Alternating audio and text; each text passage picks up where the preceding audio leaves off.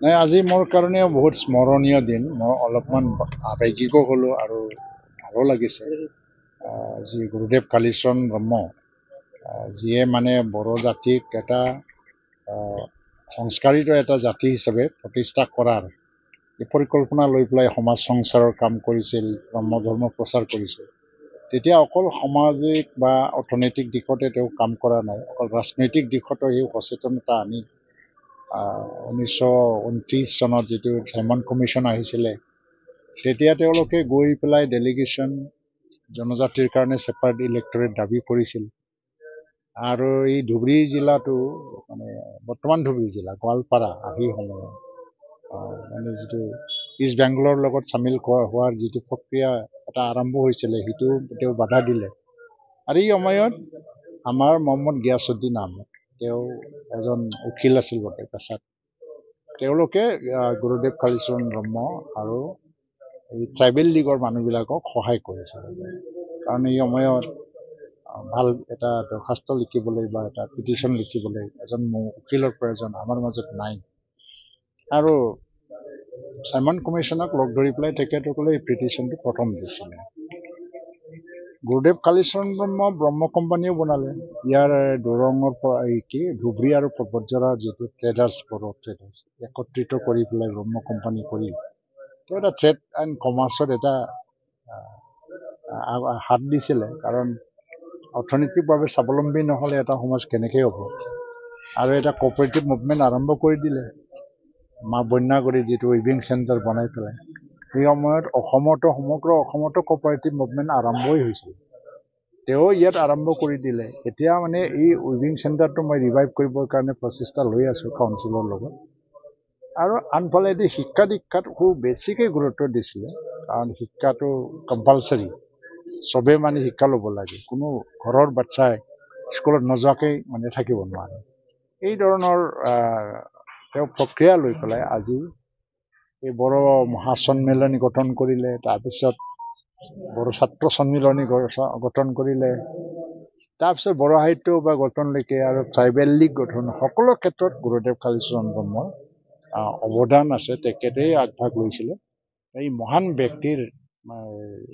এই ইতিহাসৰ লগত জড়িত এজন ব্যক্তি মহম্মদ গিয়াছুদ্দিন তেখেতক আজি যে সন্মান দিছে ব্ৰহ্ম ধৰ্ম সংগঠনে মই ভাবোঁ এইটো উচিত সন্মান দিছে আৰু তাৰ কাৰণে তেখেতসকললৈ মই ধন্যবাদ দিছোঁ দেখা গৈছে যে বড়ো চুক্তিত আচলতে পৰ্বতজৰাত এটা ৰেলৱে ক্ৰছ ফেক্টৰী হোৱাৰ কথা আছিল কিন্তু যোৱাটো পাৰ্লিয়ামেণ্টত উত্থাপন হৈছে যে এতিয়ালৈকে কেন্দ্ৰীয় চৰকাৰৰ কোনো পদক্ষেপ নাই বা ইয়াত কৰিবৰ কাৰণে আমাৰ কোকৰাঝাৰৰ এমপিৰ প্ৰশ্ন উত্তৰ তেখেত উত্তৰিছে আচলতে অৱজ্ঞা কৰা হৈছে নেকি নাই এইটো পৰ্যায়ক্ৰমত যাব এইটো পাইপলাইনত আছে একো নাই পাৰ্লিয়ামেণ্টত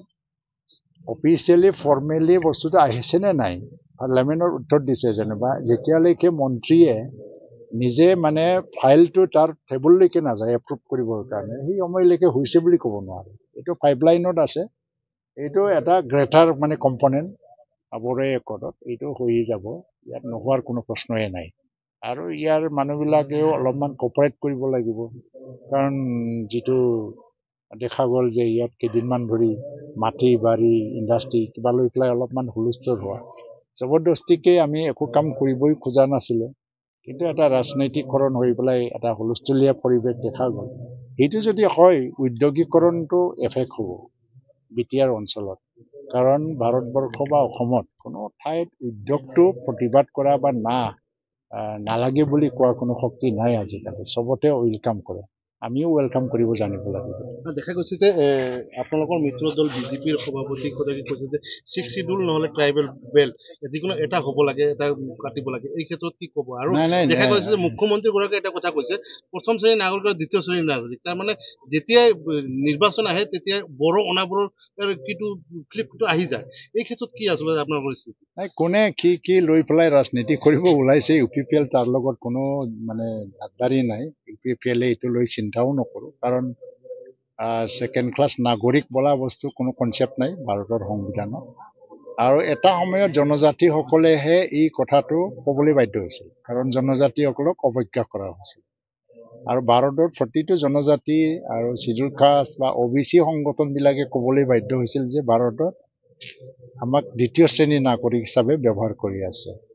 কিন্তু এতিয়া জনজাতিসকলৰ কাৰণেও স্বায়ত্তশাসন দিলে, জনজাতিসকলে এইটো কোৱাটো বাদ দিলে এতিয়া। আৰু ইয়াত কোনো একো মানে মই নাভাবোঁ যে ইয়াত এটা ষ্ট্ৰং ৰিয়েকশ্যন দিব লগা আছে। মুখ্যমন্ত্ৰীয়ে হয়তোবা কোনোবা এনেধৰণৰ অভিযোগ উত্থাপন কৰিছিলে, তেতিয়া উত্তৰ দিছিলে যে নাই, বিটিআৰত আৰু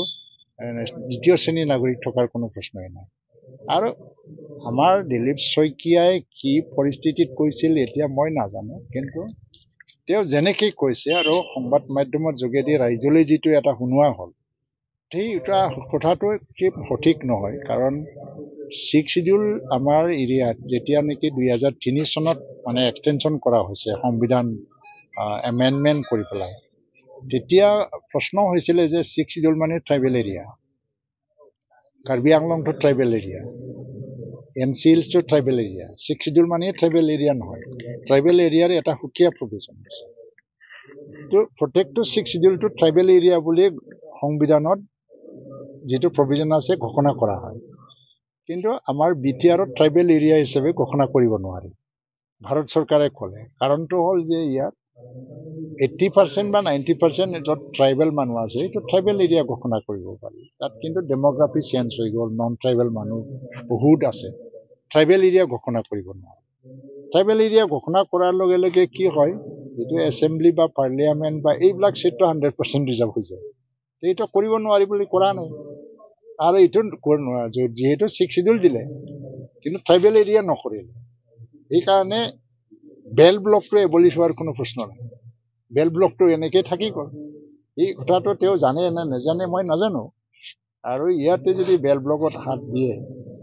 তেতিয়া অসমত ট্ৰাইবেল সংঘই এইটো হয়তো বা সহজত নলয়। কাৰণ গোটেই অসমৰ জনজাতিসকলৰ অধিকাৰ সুৰক্ষা বা আত্মপ্ৰতিষ্ঠাৰ প্ৰশ্ন আহি যাব। কাৰণ 6 শিডিউল BTCটো কেনেকৈ বনোৱা হ'ল তাৰ ইতিহাসো জানিব লাগিব। কাৰণ এইটো অটল বিহাৰী বাজপেয়ীৰ নিচিনা মহান ব্যক্তি, তেওঁ প্ৰাইম মিনিষ্টাৰ আছিলে। LK আদবানী BJPৰ পিতামহ বুলি কোৱা হয়, তেখেত হোম মিনিষ্টাৰ আছিলে। তেওঁলোকেতো ভাবি চিন্তি কৰিছিলে। আমাৰতো ইমান দিমাগ নাছিলে এইটো ভাবিবৰ কাৰণে। যেতিয়া নিৰ্বাচন আহে তেতিয়া কিন্তু বড়ো অনাপুৰ ট্ৰাম্পে খেলে, এইবিলাক খেলিব, আমি চবেই খেলিব। আমি এইবিলাক কেয়াৰ নকৰোঁ। কাৰণ OPPL না BJPক লৈ শংকিত, না কংগ্ৰেছৰ বিৰুদ্ধে যুঁজিব লগা আছে, না BPFৰ বিৰুদ্ধে যুঁজিব লগা আছে। UPPLে নিজৰ লগতে যুঁজিব। কাৰণটো কি হ'ল, আমাৰ চিম্পল মেজৰিটি যদি আমাৰ হাতত আছে, এবছলুট কেনেকৈ কৰিম, তাৰ যুঁজ আমি কৰিম।